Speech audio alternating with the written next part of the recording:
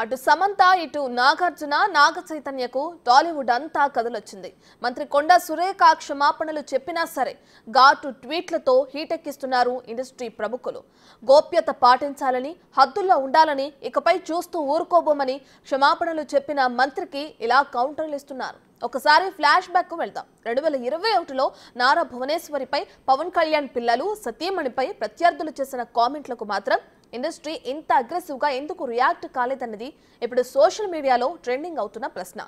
ఇద్దరు సినీ నేపథ్యం ఉన్న కుటుంబాల నుంచి వచ్చిన వారే కదా, వారి విషయంలో ఏమైంది ఈ అగ్రెసివ్నెస్ అన్న ప్రశ్నలు వస్తున్నాయి. అప్పుడు ఇప్పుడు ఏం జరిగిందో ఒకసారి చూద్దాం. చైతన్య డైవర్స్ 100% కేటీఆర్ చేయబట్టే అయింది, అది ఓపెన్ సీక్రెట్. కేటీఆర్ కొండా సురేఖ మధ్య జరుగుతున్న మాటల యుద్ధంలో చైతన్య సమంత పేర్లు రావడంతో దుమారం చెలరేగింది. కేటీఆర్ ను టార్గెట్ చేయబోయి అందులో సమంత నాగ చైతన్య డైవర్స్ ఇష్యూపై మాట్లాడారు సురేఖ. అయితే అది కాస్త తీవ్ర చర్చకు దుమారానికి కారణమైంది. విషయం గ్రహించిన కొండా సురేఖ వారికి క్షమాపణలు కూడా చెప్పేశారు. అక్కడితో ఇష్యూకు ఫుల్ స్టాప్ పెట్టే ప్రయత్నం చేశారు.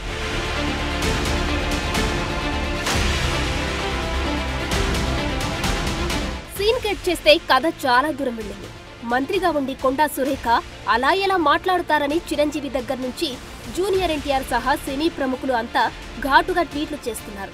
ఇదే నా గౌరవం అంటున్నారు. జూనియర్ ఎన్టీఆర్ అయితే ఒక అడుగు ముందుకేసి ఇలా మాట్లాడితే ఇకపై చూస్తూ ఊరుకోబోమన్నారు. చెప్పాలంటే క్షమాపణలు చెప్పిన మంత్రికి ఘాటు ట్వీట్లతో కౌంటర్లు వేస్తున్నారు. నిజంగా సంబంధం లేని విషయంలో సమంత, నాగార్జున, నాగ చైతన్య పేర్లు తెరపైకి రావడం నిజంగా తప్పే. క్షమాపణలు చెప్పడం కూడా జరిగిపోయింది. చట్టపరంగా నాగార్జున కుటుంబం పోరాటం చేసే అవకాశం ఉంది. సమంతకు, అక్కినేని కుటుంబానికి అండగా నిలబడడం ఇండస్ట్రీ తప్పు కాదు, నిజంగా అండగా ఉండాలి కూడా.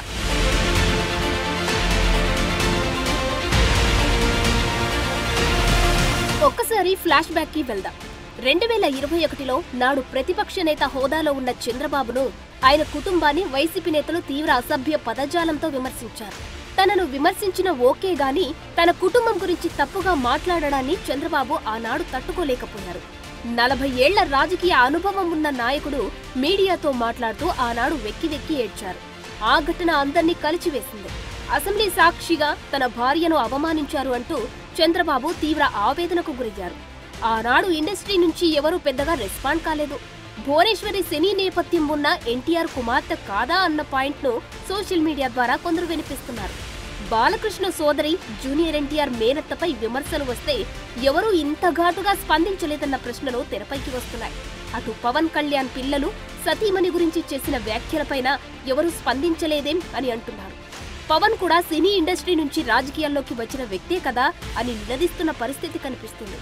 మరి ఎందుకంత వ్యత్యాసం?